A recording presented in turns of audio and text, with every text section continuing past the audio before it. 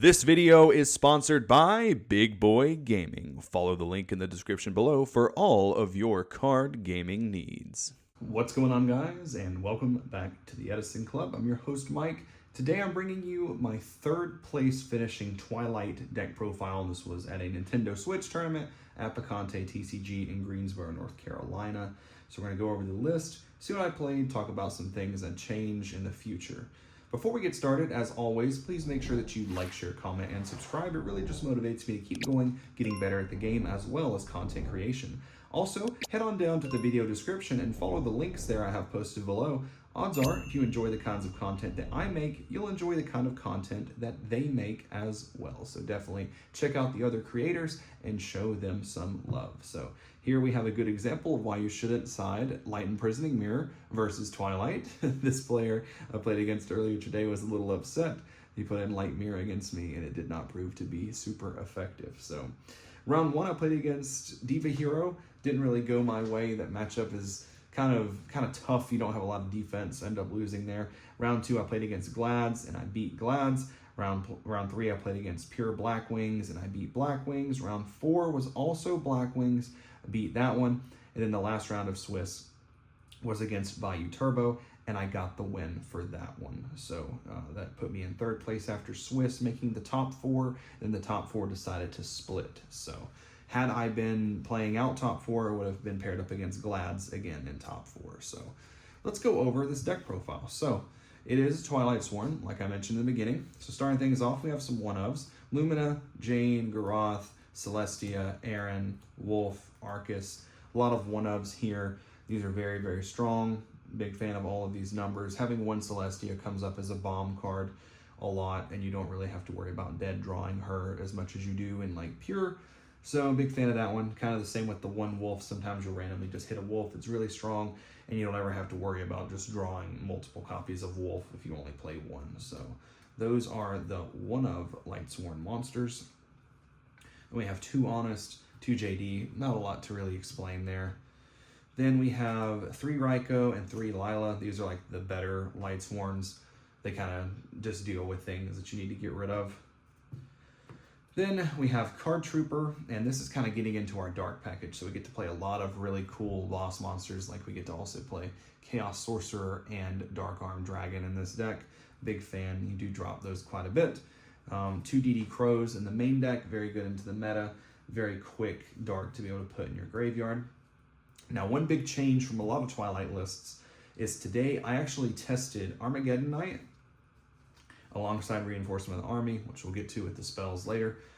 But I really felt like Armageddon Knight gave Rhoda a lot of flexibility. Like this card can kind of bluff that you're playing a deck like Vayu. If you open up like Armageddon Knight and Caius, you can just send Necro Gardna. You can send Plague Spreader Zombie for easy access to a tuner. And you can also do some pretty cool things. Like one time I went Rhoda for Armageddon Knight, pitched it for Lumina to get back a Lightsworn, which also gave me the third dark for Dark Arm. So very versatile card, Armageddon Knight. I really, really liked it a lot. Also, shout outs to my friend Sasha Egger for hooking me up with the rare. I've always been a huge fan of the rare from the Turbo Pack Armageddon Knight. I feel like this is the nicest looking one.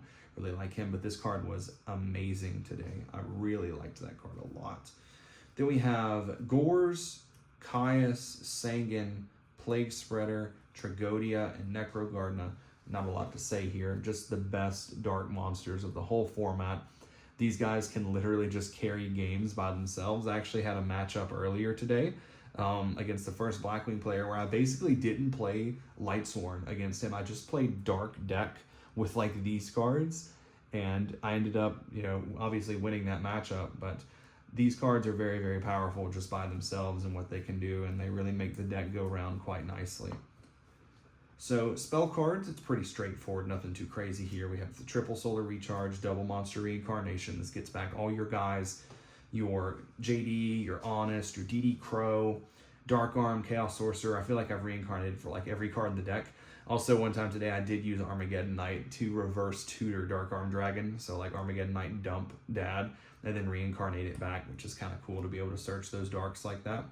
Heavy Storm, Charge, and Rhoda. Not a lot to say here. Rhoda for Armageddon Knight. If you don't play Armageddon Knight, you probably don't need the Rhoda. But you have quite a few targets in here. You do have Armageddon Knight is a nice target. Necro Gardener randomly can come up as a warrior target as well if you're pitching it for like Lumina or Bryonak. And then also things such as Aaron, Garoth, and Jane. They all have their own set of skills that they can use throughout a matchup. So definitely like Rhoda. And then Brain Control and Allure. The other one's not a lot of explanation there. And traps, I actually did change it up quite a lot and just played Torrential and Mirror Force.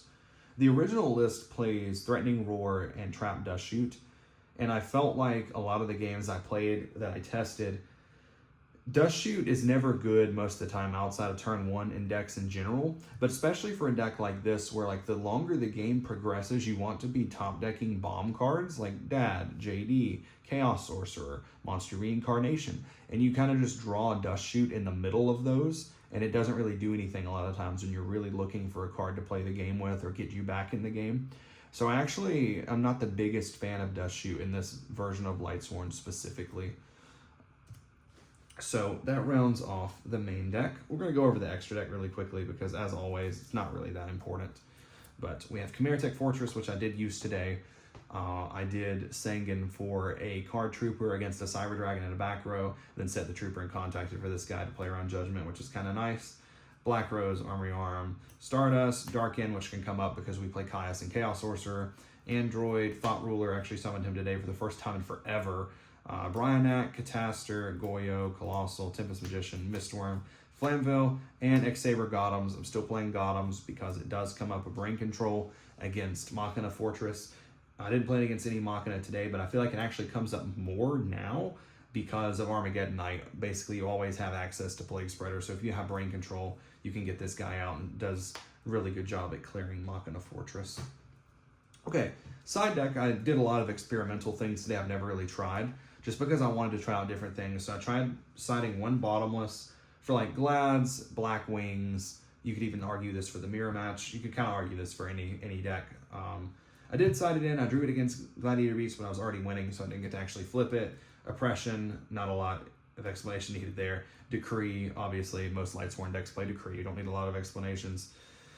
Book and Vortex, always big fans of side decking these in all of my Lightsworn variants. If you didn't know, I actually do write articles now for entcollectibles.com. I've actually done one comparing all three of the main Lightsworn variants, Christia Sworn, Pure, and Twilight, their strengths and weaknesses. And the most recent one I did was actually all about Lightsworn side decking. So make sure you go and check that out. I'll make sure I have the link to their website in the description below. You can head on over to the articles tab and read that there. I do speak very highly of both of those in that article. MST and My Body is a Shield, just pretty generic cards in there in the side. And then we're going to talk about the monsters. So 2 Consecrated, we don't really need to talk about that too much. We all know what that's for. Kaiku the Ghost Destroyer. I do feel like maybe I want something like Soul Release, just so it doesn't eat a normal. Kaiku can be good. It is a dark that you can reincarnate back, but he is strong. I mean, there's nothing really wrong with him. Sometimes you just don't want a lot of normal summons in Lightsworn. And then 2 Thunder Kings. This can really come in against like Dragon Turbo, Machina, Glad Beasts, all kinds of different stuff you can side this in against. It's 1900. Prevents searching, can stop an inherent special summon, so an effect that does not start a chain like Chaos Sorcerer or Synchro Summon. Really like these guys a lot as well. Cyber Dragon for machine monsters and also for going second. And the last card we'll talk about today is actually Doom Caliber Knight.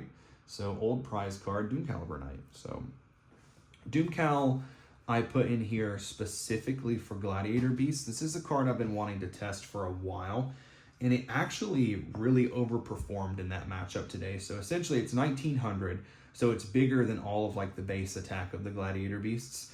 This is one of the only monsters aside from like the DD monsters, like DD Warrior Lady, that can kind of attack through Wabaku. Because if you summon this and attack into Laquaria and they Wabaku, then they're forced to not be able to tag. They have to just Wabaku to save their monster, and they have to deal with it the next turn. But also too, if you attack and they book, then it's also 1800 defense, and that actually did happen today. The monster was flipped face down, had a hard time getting over it because of the defense, because you can't tag out of it unless you lose your monster. So I'm sure that there's other matchups this card's actually good in as well, but it's just been something I've wanted to test. Like I've really wanted to board this against like Vayu for Hamster and Raikou. Sometimes it can be a little spooky against them if they do have like a Vayu set up already, they can just obviously get rid of it for free. But I do feel like this card is probably a little overlooked. If you remember on my dark tier list, I actually put this in its own category at the very bottom. But I definitely don't think that he's a bad card, and I want to continue testing him. And if there are other matchups where this guy is actually really good in, then I would consider actually playing a second one. It's just really nice to have a card that stands alone. It does require you to pay extra attention to what you're doing. Like, you don't want to summon your Lightsworn monster next to it, and then in phase, your Lightsworn trigger to mill, and this nukes itself and your monster. If you do summon a Lightsworn next to it, you probably only want to summon like Garoth, the one that does not mill. That way you don't run into any kind of weird situations. I did have a time today against Glads where this was my board, which was pretty strong. So this like floods him out of Proving Ground, stuff like that. And then this stops like the crazy like Test Tiger stuff. So I was really impressed with Doomcow. So definitely want to test him more in the future. So that's the deck profile, guys. It's 41 main, 15 extra, 15 side deck. And let me know your feedback. If you know of any other matchups where Doom Caliber can shine specifically, I'm definitely interested in hearing that and just your overall thoughts on the deck. So that's about it for this one, guys. Thank you all for watching. This is Mike from the Edison Club signing out. Until the next one, take care, everyone.